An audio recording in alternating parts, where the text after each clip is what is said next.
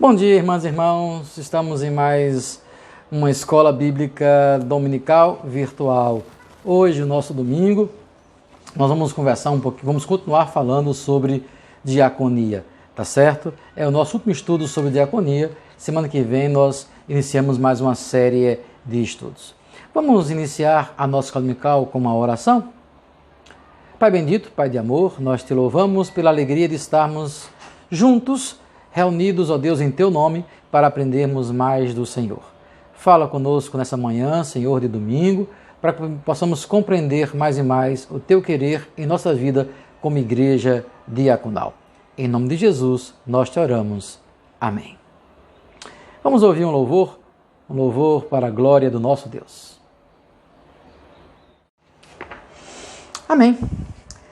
Hoje vamos continuar falando sobre diaconia a partir de três perspectivas da diaconia no Novo Testamento. Gostaria de pensar com vocês hoje em três aspectos da diaconia que nós encontramos no Novo Testamento. É a ideia da compaixão. Diaconia como consolação, compaixão e solidariedade. Quero pensar com vocês nesses três aspectos.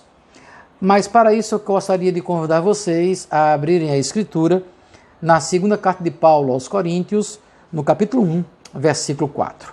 2 Coríntios, capítulo 1, versículo 4, encontramos o seguinte versículo. É Ele que nos conforta em toda a nossa tribulação, para podermos consolar os que estiverem em qualquer angústia, com a consolação que nós mesmos somos contemplados por Deus.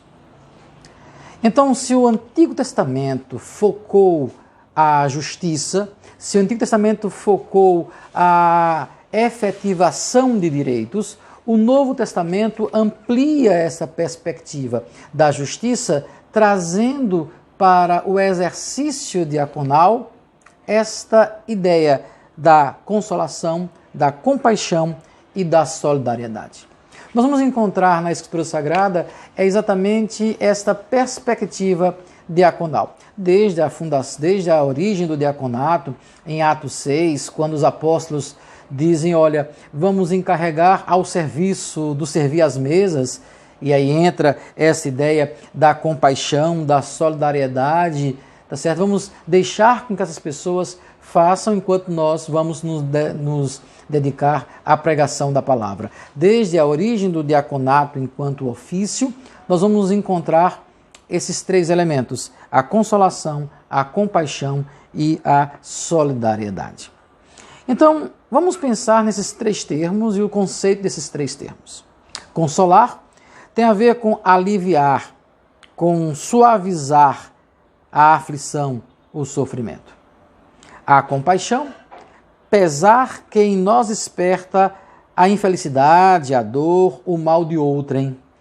Solidariedade, a relação de responsabilidade entre pessoas unidas por interesses comuns, de maneira que cada elemento do grupo se sinta na obrigação moral de apoiar os outros. Muito bem, esses três elementos nós vamos encontrar na Escritura Sagrada. Vamos pensar em consolação.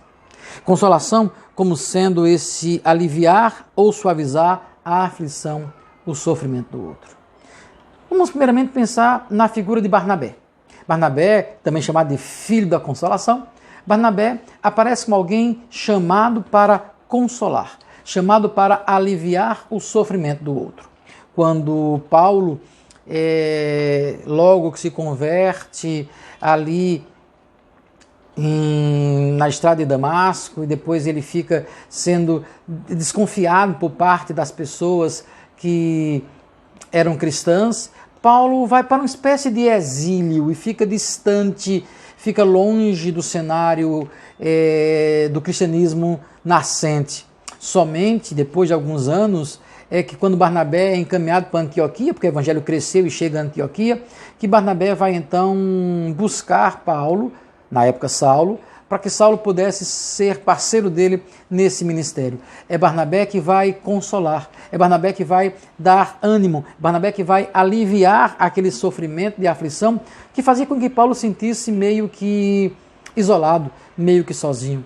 A mesma coisa acontece com Barnabé, quando Barnabé entende que Paulo não quer o apoio de Marcos, porque Marcos havia deixado o ministério no meio do caminho. Barnabé vai então dizer: olha, Paulo, siga seu caminho que eu vou ficar com Marcos para a nossa segunda viagem missionária. Então Paulo faz uma segunda viagem missionária com Silas e Barnabé fica com Marcos nesse outro caminho, num outro processo de missões. Então Barnabé, ele é o exemplo desse consolo, de alguém que está junto, de alguém que vem aliviar, suavizar a aflição de uma outra pessoa. Diaconia é isso. Diaconia é consolo, diaconia é estar ao lado. Por isso, os nossos diáconos, durante muitos anos, e ainda fazem isso, vão aos hospitais, visitam as pessoas que estão enfermas. Há a pastoral hospitalar, a pastoral do cuidado, quando chega para acolher mulheres que estão aflitas por causa da violência doméstica, acolher e poder ter esse consolo das pessoas que sofrem. O ministério da igreja é também o ministério da consolação. E aí, o texto que nós lemos em 2 Coríntios 1, versículo 4, diz que o ato do consolo é porque nós já fomos consolados. Eis que Ele, o próprio Senhor, nos conforta em toda a nossa tribulação, para podermos consolar os que estiverem em qualquer angústia. Qualquer pessoa pode consolar, a humanidade foi feita para cuidar do outro, a humanidade foi feita para consolar. Ok, podemos fazer isso, mas aqueles que já foram consolados pelo Espírito Santo trazem consigo a própria palavra de Deus. A palavra de Deus que o Espírito vai colocar em nossa boca na hora de podermos consolar uns aos outros. A nossa experiência de sermos consolados pelo Espírito Santo abre espaço para que nós, igreja, possamos consolar pessoas. Por isso que a igreja foi e é tão importante em momentos de dor, momentos de aflição geral, como guerras, como pandemias, como terremotos, como desastres como o de Mariana. A igreja é sempre chamada para consolar, para estar ao lado, apoiando aqueles que estão aflitos. A igreja, diante de situações de violência doméstica, de separação entre casais, de mães que têm sofrido com seus filhos, pais que perdem filhos, a igreja diaconal é chamada a atuar no ministério da consolação. Um outro aspecto da diaconia é a compaixão. A compaixão é o pesar que em nós desperta a infelicidade, a dor, o mal de outrem. Igreja também é chamada a ter compaixão. É colocar o coração na dor do outro, é sentir a dor do outro, é ter empatia sim com a dor do outro, é passar e não agir como fariseu, como levita. Lembram da parábola do chamado bom samaritano? É você identificar-se com a dor do outro. A parábola do bom samaritano deixa bem claro a ideia do ministério diaconal. Uns passam com pressa, outros passam preocupados com as questões religiosas, mas somente aquele samaritano sentiu a dor daquele que havia sido saqueado, estava largado, sofrendo com o assalto que havia tido. Sentir a dor do outro é a ideia da compaixão. A igreja precisa estar sentindo essa dor. A igreja precisa estar nos lugares, presente nos lugares onde a dor humana ela é real. Por isso a igreja não pode se isolar, a igreja não pode ficar presa a uma elite isolada em si mesma, fechada em si mesma, preocupada apenas com suas celebrações internas, preocupada apenas com seus momentos, com a sua programação. A igreja não pode ficar apenas preocupada com o seu templo, com a beleza do seu templo, com o conforto dos seus membros. A igreja deve estar onde o povo está.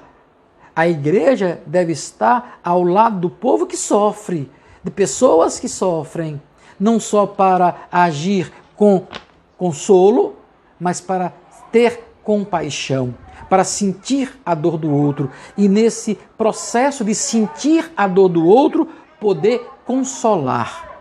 Eu só poderei consolar os aflitos, as mães, as mulheres, os pais, os enfermos, os que passam por situações de algum desastre. Só poderei consolar, aliviar o sofrimento deles se eu sentir essa compaixão.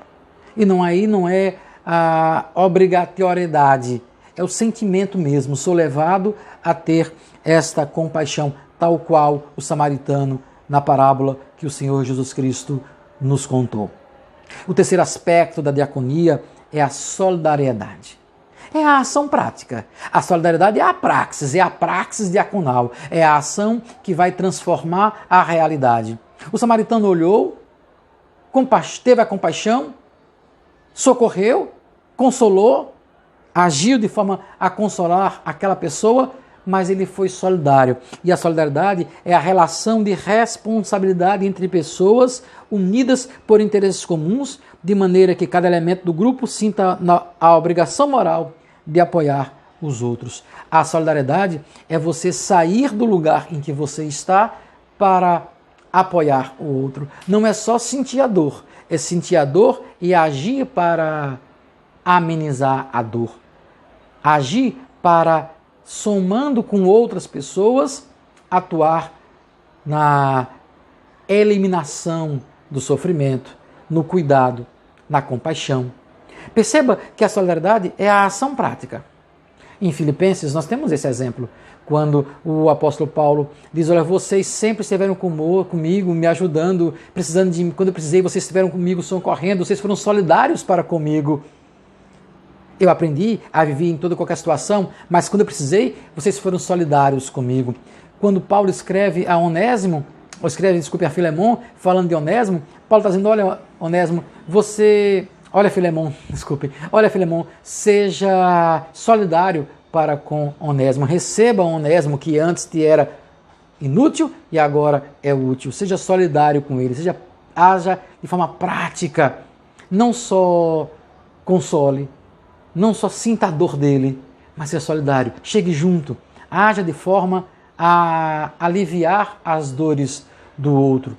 E aí, como igreja, essa ideia de solidariedade ela é fundamental, porque a solidariedade é uma ação coletiva. Não é só uma ação individual do indivíduo que sente um desejo de ajudar alguém, mas é como comunidade que se sentem responsáveis pela ação de cuidado para com o outro. A igreja é chamada a ser solidária. Então, irmãs e irmãos, consolação, compaixão e solidariedade são 3 aspectos da diaconia no Novo Testamento. 3 aspectos que nos levam a compreender o que Deus tem para nós enquanto igreja. Eu fico pensando que muitas vezes nós queremos agir como igreja diaconal. E aí somos que fazemos uma espécie de diaconia de escritório. E o que eu vou chamar de diaconia de escritório? É aquela diaconia: eu sei que alguém precisa, eu vou lá e ajudo. Eu vou lá e resolvo um problema pontualmente. Ok?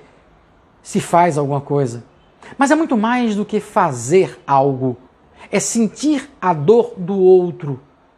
É a compaixão que me move a ir até o outro para consolar o outro e agir de forma prática colaborando com o outro. A ideia da solidariedade. Então são 3 aspectos que estão totalmente interligados. Eu sou chamado a consolar porque eu tive compaixão. E a compaixão que me levou a consolar me leva a agir de forma prática, nessa praxis diaconal, nessa ação prática do nosso ministério, do ministério da igreja. Essa diaconia de escritório, diaconia de gabinete, ela é importante sim para grandes ações ou talvez para gerenciar ações pontuais. Então, houve o desastre lá em Brumadinho, o desastre lá em Mariana. Nós, enquanto igreja, nos associamos, damos uma grande oferta, encaminhamos para socorrer aquelas pessoas, ou de alguma forma sentimos a necessidade de ajudar o hospital X ou Y que está faltando leitos, fazemos uma campanha, colaboramos e ajudamos, ótimo. Mas é muito mais do que essa diaconia de escritório. É preciso sentir a dor do outro, não para nos desresponsabilizarmos. Não é o ajudar para nos desresponsabilizarmos. Não, é sentir que o outro precisa. É essa identificação com a dor do outro, compaixão. Essa compaixão me leva a querer estar junto do outro para consolar. É aí a palavra, aí é a oração, aí é o abraço, aí é o aconchego. Esta é a ideia do consolo. E aí a compaixão e o consolo movem o meu coração e o meu bolso para ações de solidariedade. Então, o Ministério Diaconal, no Novo Testamento, tem esses 3 aspectos: da compaixão, do consolo e da solidariedade. Que Deus nos faça uma igreja diaconal, Deus nos faça uma igreja de serviço, uma igreja que cuida, uma igreja que vive o ministério diaconal na sua prática, na sua essência. Deus abençoe. Esses domingos nós pensamos sobre diaconia. Semana que vem começamos uma outra série de estudos nesses tempos de pandemia, nesses tempos de isolamento social. Vamos ouvir mais um louvor para a glória do Senhor. Daqui a pouco nós voltamos para orar e encerrar a nossa escola dominical. Amém. Que bom mais um domingo podermos estar juntos meditando na palavra do Senhor. Hoje à noite nós temos nosso culto de louvor e adoração ao nosso Deus. Não deixe de participar do nosso culto, tá certo? Se Deus permitir, hoje nosso culto às 6 horas vai estar no ar para vocês. Tá bom, irmãs e irmãos? Ontem, dia 16, foi aniversário do nosso irmão presbítero Sérgio Miranda. Vamos orar por ele nesse momento. E também lembrar que essa semana nós temos um outro aniversariante, tá certo? Dia 19 aí, nós temos mais um irmão que aniversaria, o nosso irmão João aniversaria nessa semana, tá certo? Nós vamos então orar nesse momento para que Deus possa abençoar nosso irmão Sérgio e também momento de intercessão de nossa igreja. Vamos orar? Pai bendito, Pai de amor, nós te louvamos porque estamos juntos, podendo adorar o teu nome, podendo aprender da tua palavra. Em nome do Senhor Jesus Cristo, queremos apresentar a ti nesse instante teu servo Sérgio, que aniversariou no dia de ontem, e assim, ó Deus, tem motivos para te louvar, te agradecer pela vida, pela existência. Em nome de Jesus, cuida do teu servo, abençoa, dá a ele, ó Deus, cada dia mais condições de te servir, cada vez mais, ó Deus, condições de proclamar o Evangelho do nosso Senhor Jesus Cristo. Abençoa a sua família, dando saúde a ele e a sua família, dando a Deus a ele cada vez mais vida para a glória do teu nome. Queremos ainda te pedir, ó Deus, pelo nosso país, pelo nosso estado, pelo nosso município. Abençoa, Senhor, os dirigentes em todas as instâncias de poder, nesse processo de administração dessa pandemia. Em nome de Jesus, da sabedoria, e permita-se com que o cuidado, Senhor, para com a população esteja sendo cada dia mais levado a sério, ó Deus. Em nome de Jesus, nos protege dessa doença, dando a cada um de nós, ó Deus, essa proteção, esse cuidado, ó Deus. Nos ajuda a passarmos por esses momentos difíceis, momentos dentro de casa, que muitas vezes angustia. Em nome de Jesus, nos dá paciência para enfrentarmos esses momentos. Aqueles, ó Deus, membros da igreja que estão enfermos, entra com a bênção da cura, Senhor, dando a eles cada dia mais a porção da cura que vem do alto. Obrigado, ó Deus, por tudo. Nós pedimos um culto abençoado nesta noite, em nome do Senhor Jesus Cristo. Amém. Amém, irmãos e irmãs.